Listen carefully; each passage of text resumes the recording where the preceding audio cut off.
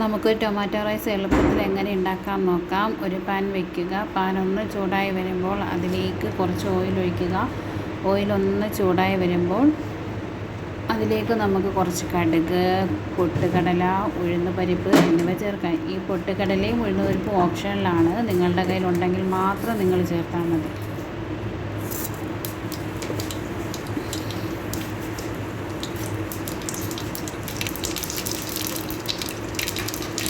എല്ലാത്തിൻ്റെയും കളറൊന്ന് മാറി വരുന്നത് വരെ നമുക്ക് വെയിറ്റ് ചെയ്യാം. ആ കളറൊക്കെ ഒന്ന് മാറി വന്നു കഴിയുമ്പോൾ ഞാനിതിലേക്ക് ഒരു വലിയ സവാളയാണ് എടുത്തിരിക്കുന്നത്. അത് ചെറുതായി അരിഞ്ഞതാണ്. ഒരു സവാള, ഇഞ്ചി, വെളുത്തുള്ളി ചതച്ചത്, 2 പച്ചമുളക്, കറിവേപ്പില എന്നിവ ചേർത്ത് വഴറ്റി കൊടുക്കാം. ഈ സവാളേൻ്റെ കളറൊന്ന് ചേഞ്ചായി വരുന്നവരെ നമുക്ക് വഴറ്റി കൊടുക്കാം. ഇത് വളരെ എളുപ്പത്തിൽ ആർക്കും ഉണ്ടാക്കാൻ പറ്റിയതാണ്. നിങ്ങൾക്കറിയാമല്ലോ, ടൊമാറ്റോ റൈസിനൊക്കെ പ്രത്യേകിച്ച് കറികളുടെ ആവശ്യമൊന്നുമില്ല. ഒരു സാലഡോ ഒരു അച്ചാറോ ഒക്കെ കൂട്ടി അത് കഴിക്കാൻ പറ്റുന്ന ഒന്നാണ്. അതിലേക്ക് 1/4 ടീസ്പൂൺ മഞ്ഞൾപ്പൊടി, 1/2 ടീസ്പൂൺ മുളക് പൊടി, 1/4 ടീസ്പൂൺ കായപ്പൊടി, 1 ടീസ്പൂൺ ഗരം മസാല, ഉപ്പ് എന്നിവ ചേർത്ത് വഴറ്റി കൊടുക്കാം.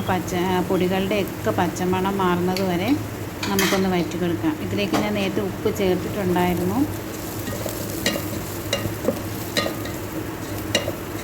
അതിൻ്റെ പച്ചമണം ഒന്ന് മാറിക്കഴിയുമ്പോഴത്തേക്ക് ഒരു വലിയ തക്കാളി ചെറുതായി അരിഞ്ഞതുകൂടി ചേർത്ത് കൊടുക്കാം. ഇതിലേക്ക് ഒരു 1/2 ഗ്ലാസ് വെള്ളം ഞാൻ ചേർത്തിട്ടുണ്ട്.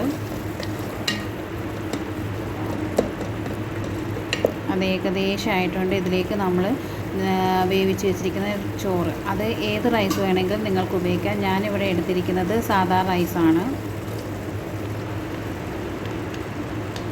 റൈസും കൂടി ഇട്ട് നമുക്കിതെല്ലാം കൂടി ഒന്ന് കൂട്ടി യോജിപ്പിച്ചെടുക്കാം.